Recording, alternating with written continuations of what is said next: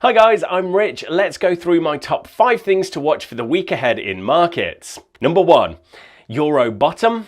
Euro US dollar has been holding above 1.08 since coming close to it in early March. Now the Forex pair is back at the level. Last week the ECB kept interest rates on hold, but there is still some uncertainty about what it will do at the next meeting in May. The central bank could opt to bring forward the end of its bond buying program, but it will still be lagging behind the Fed, which is set to hike rates by 50 basis points at the next meeting. Number 2, China GDP. Economic growth is expected to have slowed over Q1 in China, and the latest set of COVID lockdowns are expected to worsen the matter, possibly creating negative growth in Q2. So, while consumer price inflation remains low in China, unlike the rest of the world, the People's Bank of China looks ready to lower interest rates at its decision this week. And authorities have tentatively pledged support for the stock market. Weak growth is bad news, but could be seen as good news if it means more government stimulus.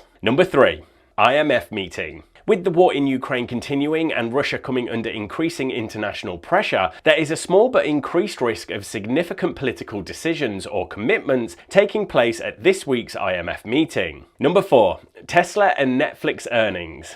The COVID lockdown is set to affect Tesla electronic vehicle production in Q2, but high earnings expectations for Q1 and talk of a possible dividend have helped propel Tesla shares back over $1,000. Netflix shareholders will be hoping for some evidence that the slowdown in subscriber growth predicted by the streaming company last quarter was not as bad as expected. Though after pulling out of Russia, expectations could easily be missed. Will the stock see another 20% plus price move after its earnings release? Number 5, economic data. Canadian and New Zealand inflation data will be released this week, in addition to the financial Eurozone CPI print for March. Should oil prices continue to rise, inflation concerns are likely to be exacerbated, potentially weighing on risk sentiment in markets. And a small note that it is Easter Monday in the UK, so the London Stock Exchange is closed, but the Forex market is open with Great British Pound US dollar still trading. Of course, you can click the link in the description to see the full economic calendar,